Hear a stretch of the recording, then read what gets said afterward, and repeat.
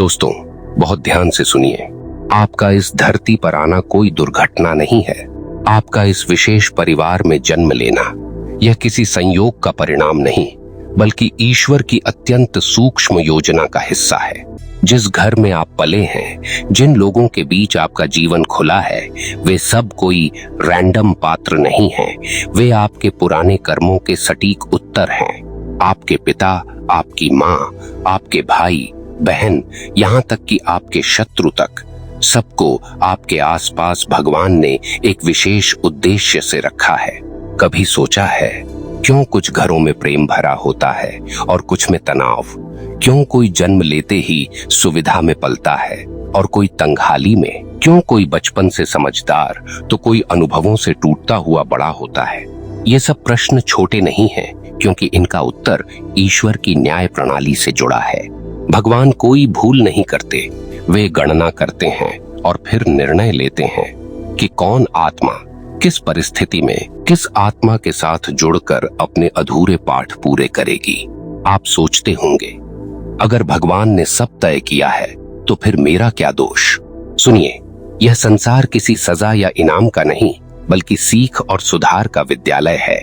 जिस परिवार में आप जन्मे हैं, वही आपकी परीक्षा का केंद्र है। ईश्वर ने आपको ठीक वही माता पिता, वही परिवेश दिया है जहां से आपकी आत्मा को अपने अधूरे संस्कारों को पूरा करना था। अगर कोई आत्मा अपने पिछले जन्म में अभिमान से भरी रही, तो उसे इस जन्म में ऐसे लोगों के बीच रखा जाता है जो उसे झुकना सिखाएं। अगर कोई आत्मा किसी को समझ नहीं पाई, तो अब उसे उसी स्थिति में रखा जाता है जहां समझने की पीड़ा महसूस हो। भगवान वही करवाते हैं जो हमारी आत्मा को उसके अगले स्तर तक पहुंचाने के लिए जरूरी होता है।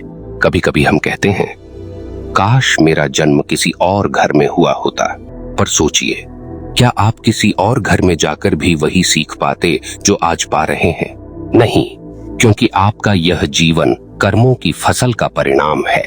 आपका जन्म स्थान, आपका परिवार, आपका समय, ये सब मिलकर आपके लिए बने दिव्य प्रयोगशाला की तरह हैं, जहां आप खुद को परखते हैं, गलते हैं और अंततः तप कर सोना बनते हैं। ईश्वर ने किसी को किसी से ऊंचा या नीचा नहीं बनाया।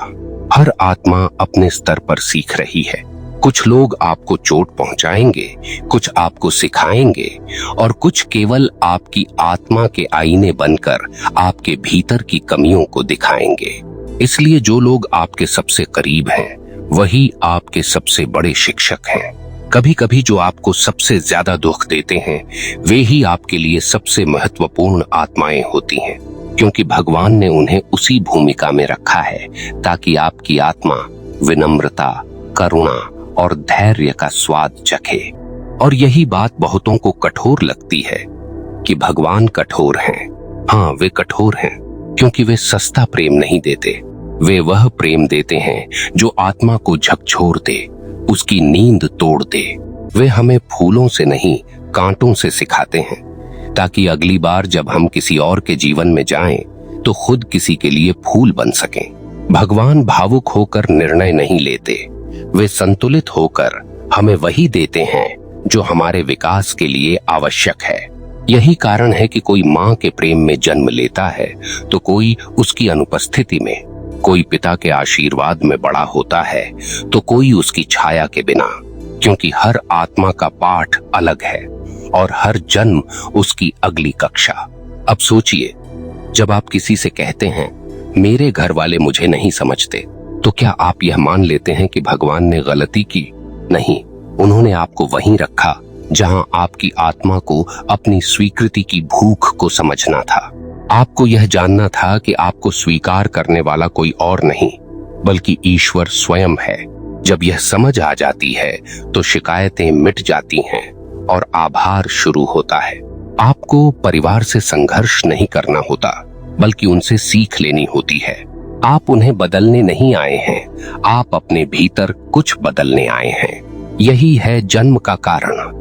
कभी यह मत सोचिए कि भगवान ने आपके साथ अन्याय किया है। वे तो केवल न्याय की डोर को इतने सुंदर ढंग से खींचते हैं कि हमें लगता है, क्यों मैं? पर भीतर से उनकी आवाज कहती है, क्योंकि अब तुम तैयार हो।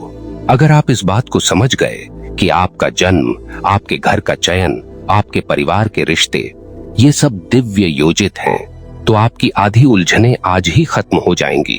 आपके दुख का कारण यह नहीं कि भगवान दूर हैं, बल्कि यह कि आप उनके खेल को समझ नहीं पाए। भगवान कोई भी आत्मा गलत जगह नहीं भेजते।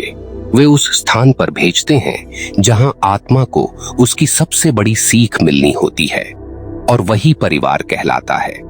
तो जब अगली बार आपके मन में यह सवाल उठे, क्यों मैं इस परिवार में, तो बस मुस्कुराइए और कहिए, क्योंकि यही मेरा कक्षा कक्ष है और यही मेरे भगवान का निर्णय है। अब अगर यह बात आपके दिल को छू रही है, अगर आपको लगा कि भगवान के निर्णय में वाकई गहराई है, तो कमेंट में बस इतना लिखिए, मैं ईश्वर के निर्णय पर भरोसा रखता हूँ। अब धीरे धीरे अगले हिस्से में हम और गहराई में उतरेंगे, जहाँ समझेंगे कि ईश्वर ने हमारे परिवार के हर सदस्य को कौन सी भूमिका देकर भेजा है और कैसे उनका हर व्यवहार हमारे ही कर्मों का दर्पण है। यही वह हिस्सा है जहां आत्मा सच्ची समझ को छूती है।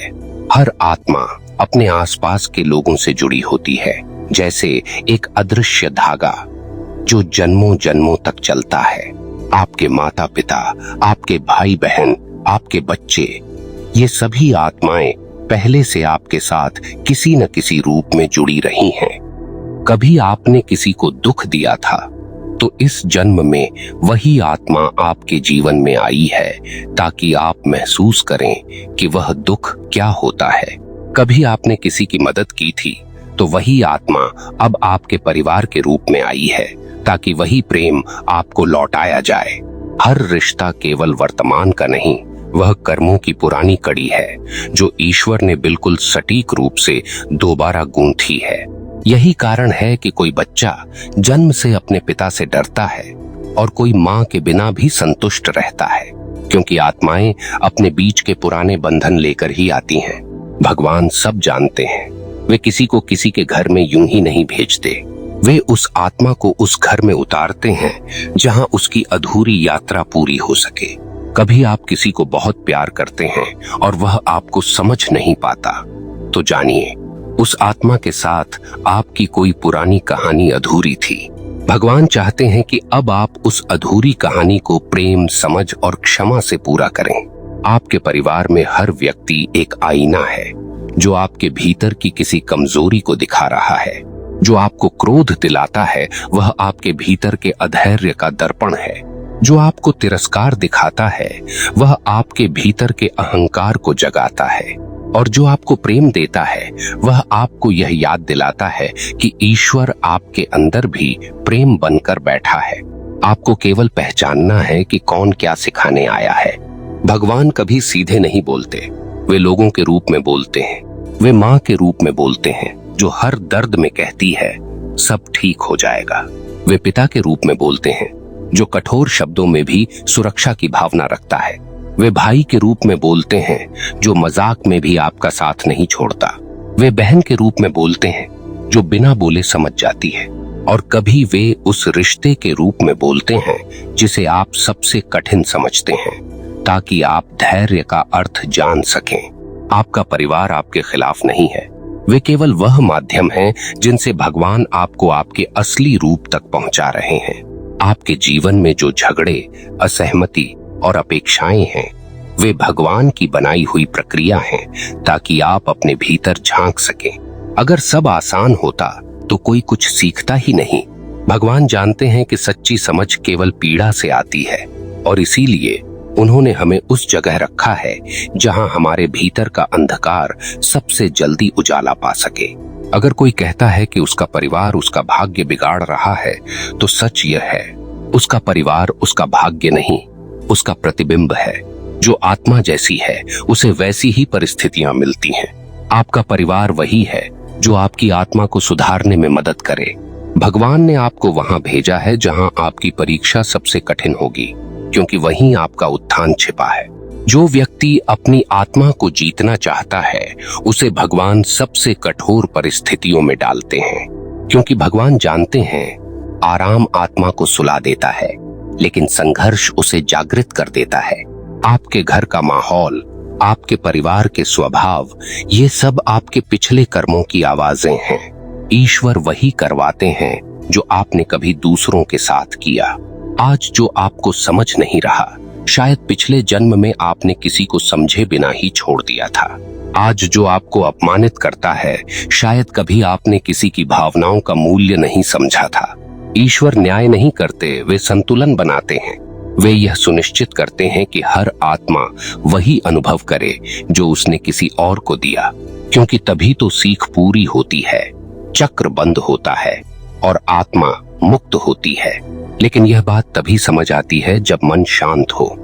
जब हम दुख के बीच में होते हैं, तब यह सब सिद्धांत जैसा लगता है। पर भगवान का खेल सिद्धांतों का नहीं, अनुभव का है। वह आपको उस आग में डालते हैं जहां अहंकार पिघलता है। वह आपको उसी घर में भेजते हैं जहां मैं सही हूं की भावना टूटती है। और जब वह टूट जाती है, तभी ईश्वर का प्रकाश भीतर उतरता है।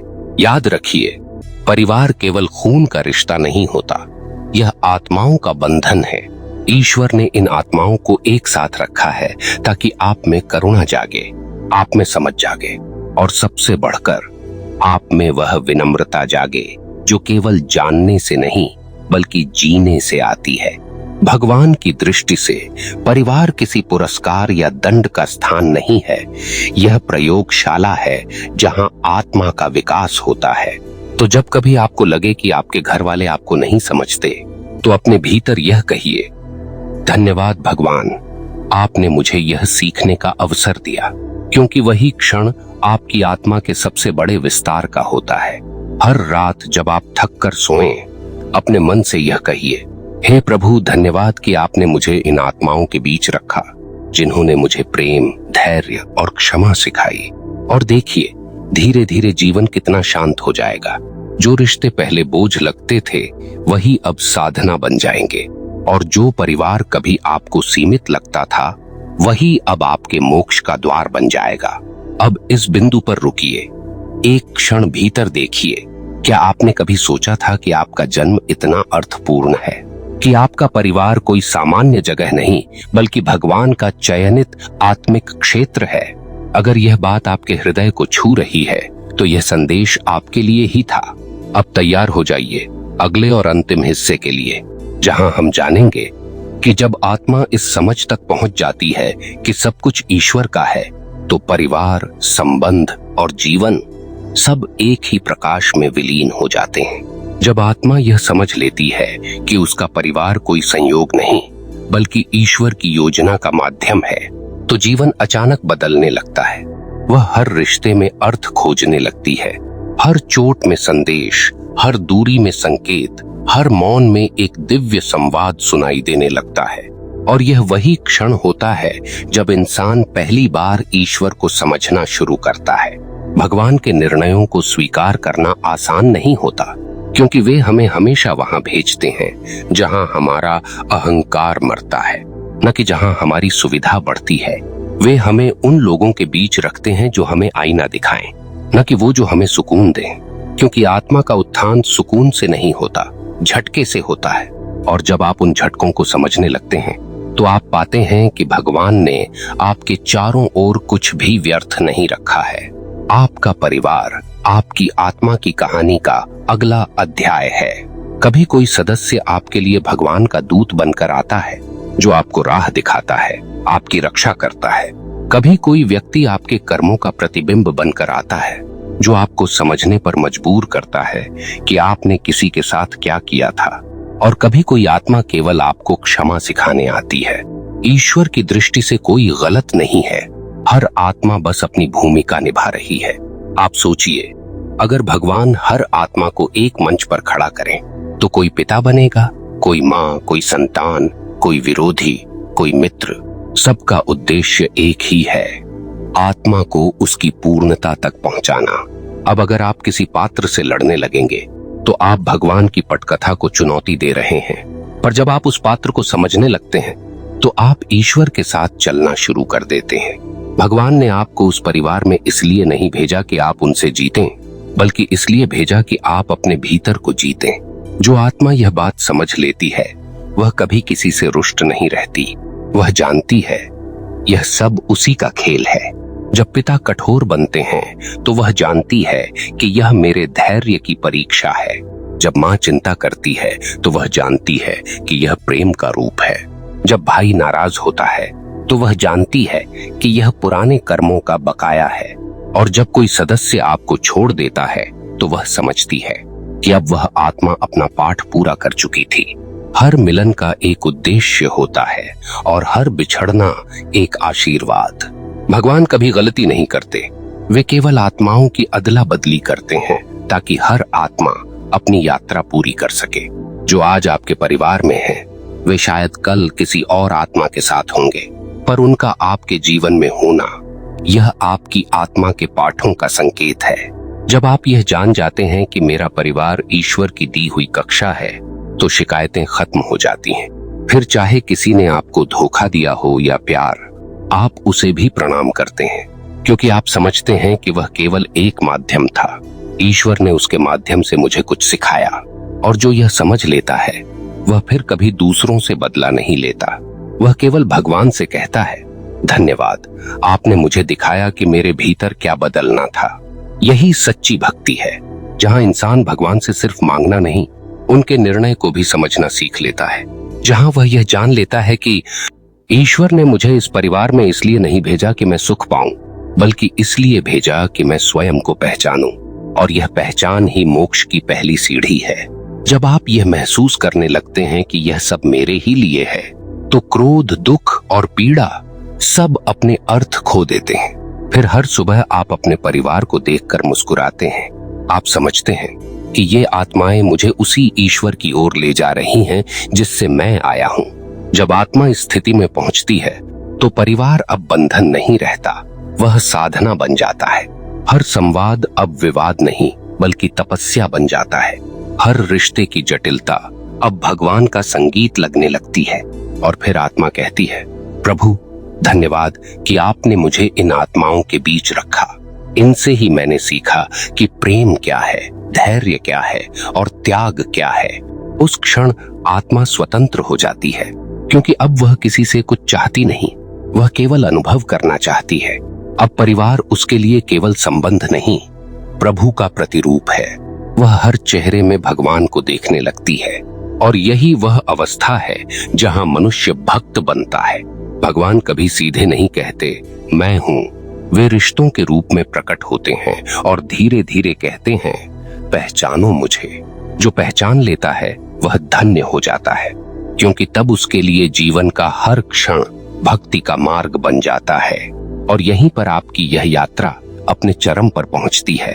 अब जब भी जीवन में यह प्रश्न उठे, मेरा जन्म इस परिवार में क्यों हुआ, तो भीतर से उत्तर दीजिए, क्योंकि प्रभु ने मुझे यही दिया जहां मेरी आत्मा को खुद से मिलना था। अगर यह बात आपके भीतर तक उतर गई हो, अगर आपने महसूस किया कि हर रिश्ता वास्तव में ईश्वर का संदेश है, तो इस क्षण बस अपने हृदय से एक धन्यवाद निकलने दीजिए। कमेंट में लिखिए, धन्यवाद प्रभु, आपने मुझे मेरे कर्मों की सच्चाई दिखा दी। और इस वीडियो को लाइक कीजिए, क्योंकि शायद किसी और की आत्मा को भी यह संदेश चाहिए।